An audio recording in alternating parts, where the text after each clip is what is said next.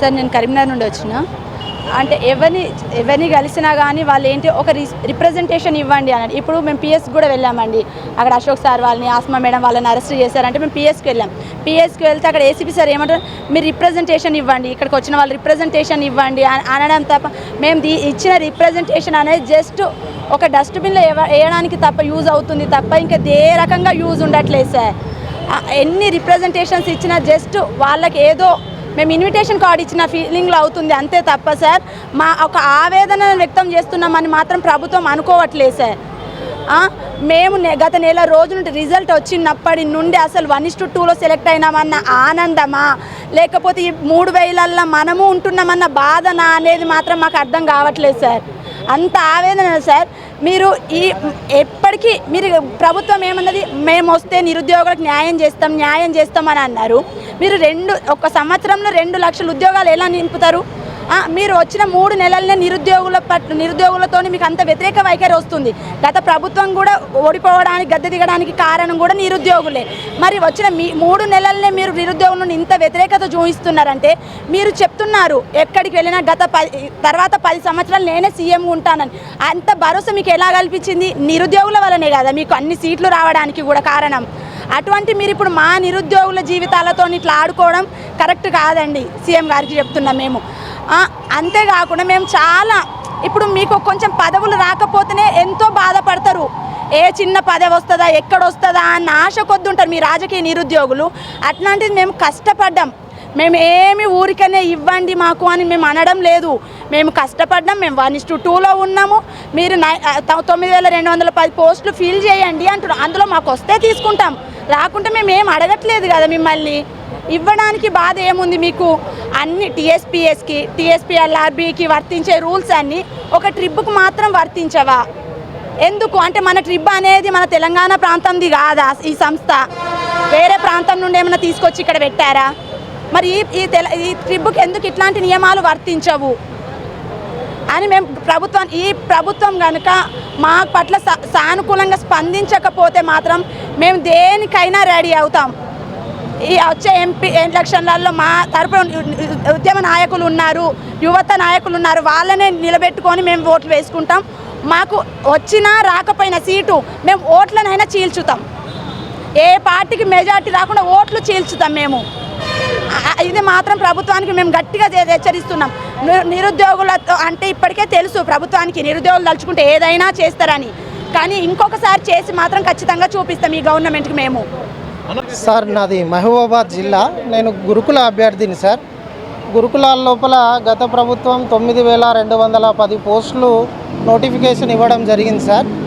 So ఆ 9210 పోస్టుల లోపల రీసెంట్గా రిజల్ట్స్ ఇవ్వడం జరిగింది సార్. దాంట్లో కేవలం 5000 పోస్టులు మాత్రమే నింపి ఒక 4000 పోస్టులు బ్యాక్లాగ్ పెట్టే ప్రయత్నం చేస్తుంది సార్ ప్రభుత్వము. దీనికి ప్రధాన కారణం ఏంటి సార్ అంటే పోస్టులు ఫిలప్ చేసేటప్పుడు డిసెండింగ్ ఆర్డర్ని పాటించలేదు sir. So degree college lecturer, junior college lecturer, స్కూళ్ళలో పీజీటీ, టీజీటీ అన్ని పోస్టులకు ఒకటే కామన్ ఎగ్జామ్ పెట్టి సో ఈ పోస్టులు ఫిలప్ చేసేటప్పుడు కూడా డిసెండింగ్ ఆర్డర్లో నింపినట్లయితే ముందుగా డిఎల్ నింపి, తర్వాత జేఎల్ నింపి, తర్వాత పీజీటీ నింపి, తర్వాత టీజీటీ నింపినట్లయితే ఒక్క పోస్టు కూడా బ్యాక్లాగ్ ఉండకపోయేది సార్. అట్లా కాకుండా వీళ్ళు ముందుగా పీజీటీ రిజల్ట్స్ ఇచ్చారు, తర్వాత జేఎల్ రిజల్ట్స్ ఇచ్చారు, డిఎల్ రిజల్ట్స్ ఇచ్చారు, చివరికి టీజీటీ రిజల్ట్స్ ఇవ్వడం వలన ఈ ప్రక్రియ అంతా గందరగోళమైంది సార్. సో దీనివలన 4000 పైచిలుకు పోస్టులు బ్యాక్లాగ్ ఏర్పడే ప్రమాదం ఉంది. కాబట్టి మేము ప్రభుత్వాన్ని రిక్వెస్ట్ చేసేది ఏంటి అంటే అన్ని పరీక్షలకు డిఎల్కి జిఎస్ సేమే ఉంది సార్, జేఎల్ ఎగ్జామ్కి జిఎస్ పరీక్ష సేమే ఉంది, పీజీటీ స్కూల్లో పనిచేసే పీజీటీ కూడా జిఎస్ ఎగ్జామ్ సేమ్ కండక్ట్ చేశారు. అట్లా కండక్ట్ చేసినప్పుడు మీరు పై స్థాయి నుంచి పోస్టులు నింపుకుంటా కింది స్థాయికి వచ్చినట్లయితే ఒక్క పోస్టు కూడా మిగలకపోయేది.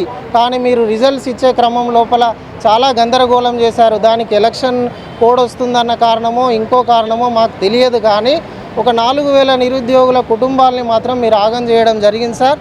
దయచేసి ఇప్పటికైనా మీరు గురుకుల నియామకాల లోపల డిసెండింగ్ ఆర్డర్ని పాటించండి. పై స్థాయి పోస్ట్ నుంచి డిఎల్ పోస్ట్ నుంచి కింది స్థాయి పోస్ట్ దాకా నింపుకుంటారండి. రిలింక్విష్మెంట్ ఆప్షన్ ఇవ్వండి. ఒక్క బ్యాక్లాగ్ లేకుండా నింపండి సార్. అది మీ చేతిలో ఉంది. మేము అడుగుతున్నది 9210 పోస్టులు ఏవైతే నోటిఫికేషన్లో ఉన్నావో వాటిని మాత్రమే నింపమంటున్నాం సార్. ఒక్క పోస్టు కూడా ఎక్కువ నింపమని అనట్లేదు సార్. మీరు ఒక్క సంవత్సరం లోపల 2 లక్షల పోస్టులు ఫిలప్ చేస్తా అన్నారు. 100 రోజులు అయింది సార్. 100 రోజుల లోపల గత ప్రభుత్వం ఇచ్చిన 9000 పోస్టుల లోపలనే 4000 పోస్టులు బ్యాక్లాగ్ పెట్టే ప్రయత్నం చేస్తున్నారు సార్. దయచేసి 4000 గురుకుల నిరుద్యోగ అభ్యర్థుల కొట్టకండి సార్. మీరు దయచేసి మాకు అందరికీ ఉద్యోగాలు ఇవ్వండి. మెరిట్లో ఉన్న వాళ్ళకు మాత్రమే ఉద్యోగాలు ఇవ్వండి సార్. మేమందరము 1:2 లిస్ట్ లోపల సర్టిఫికేట్ వెరిఫికేషన్ కూడా కంప్లీట్ చేసుకున్నాం సార్. జూనియర్ లెక్చరర్కి నేను డెమో కూడా అటెండ్ అయినా సార్, ఇంటర్వ్యూ కూడా అటెండ్ అయినా సార్. సో కాబట్టి మీరు డౌన్ మెరిట్ లిస్ట్ ప్రకటించినట్లయితే పై స్థాయి పోస్టుకి ఎంపికైన వాళ్ళు కింది స్థాయి పోస్ట్ తీసుకోను అని వాళ్ళ దగ్గర ఒక రిలింక్విష్మెంట్ పత్రం తీసుకున్నట్లయితే ఈ 9210 పోస్టులు నింపొచ్చు సార్. గతం లోపల 2018 లోపల రిలింక్విష్మెంట్ ఆప్షన్ తీసుకున్నారు. 2-3 సార్లు టీజీటీ అభ్యర్థులను పిలవడం జరిగింది సార్. గతం లోపల పంచాయతీ సెక్రటరీలను కూడా 2, 3, 4 లిస్టులు పెట్టి నింపుకున్నారు సార్. కేవలం గురుకుల అభ్యర్థుల మీద మాత్రమే మీరు దయ చూపట్లేరు, కనికరం చూపట్లేరు సార్. సో దయచేసి మీరు మాకు న్యాయం చేయండి. ఎవరైతే మెరిట్లో ఉన్న వాళ్ళకు మాత్రమే అడుగుతున్నాం సార్. 2,50,000 మంది పరీక్ష రాసిరు సార్. మేము 2,50,000 మందికి ఉద్యోగం ఇవ్వమని అడగట్లేదు కదా సార్. 2,50,000 మందిలో కేవలం 9,210 పోస్టులు మీరు నింపకపోతే మీరు ఒక సంవత్సరంలో 2 లక్షల పోస్టులు నింపుతారంటే మేము ఎట్లా నమ్మాలి సార్? దయచేసి అర్థం చేసుకోండి. అంతమంది పరీక్ష రాస్తే 2 లక్షల పైచీలకు రాస్తే 9,000 మంది మాత్రమే నింపమంటున్నాం సార్.